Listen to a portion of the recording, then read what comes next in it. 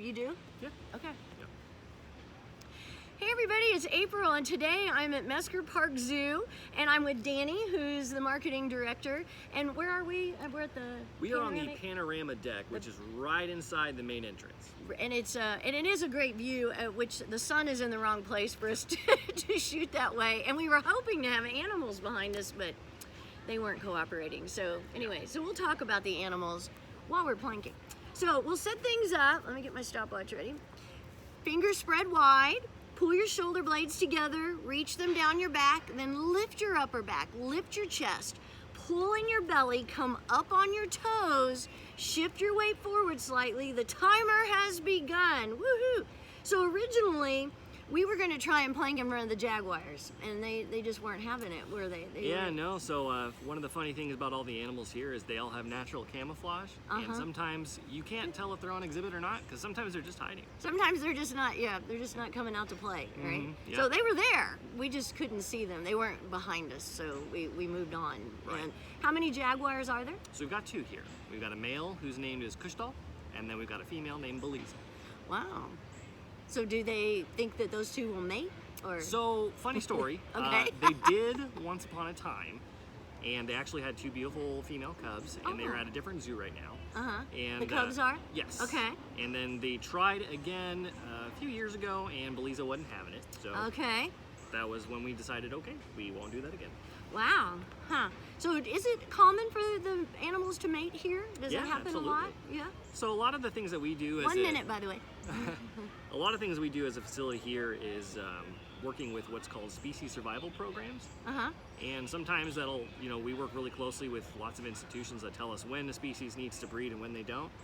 And so with that, we work with a lot of conservation programs as well as part of these SSPs, and we'll breed animals when we need to and not breed them when we don't.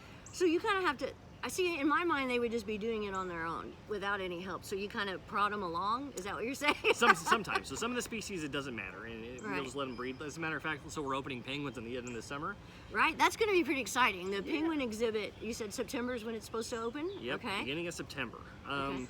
But we actually, part of the exhibit built in was nest boxes. So we're encouraging the penguins, if they want to make more penguins, cool. Oh, so there might be lots of baby penguins and all that. So is that going to be a big deal? Like, you can have a lot of fanfare and some kind of...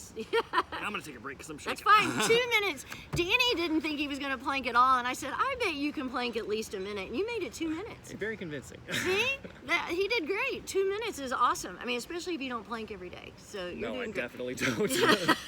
And if you feel like coming back up, you can. If you don't have to. It is perfectly fine.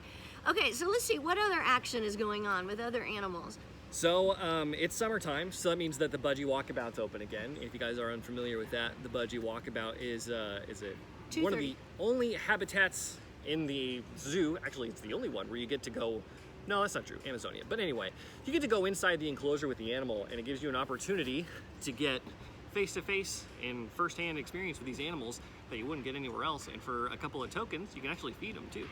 Well, he had asked me if maybe we wanted to plank in that area, and my response is, A, I'm not a huge bird fan, and B, what if a bird pooped on me while I was planking? And that would throw everything off, you know what I'm saying? So I had to skip that one. 3 minutes, here we go.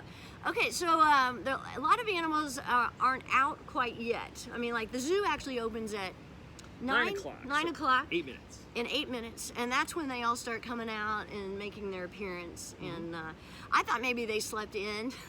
Some of them do. But he was saying that's when the zookeepers actually bring them out. So. That's right.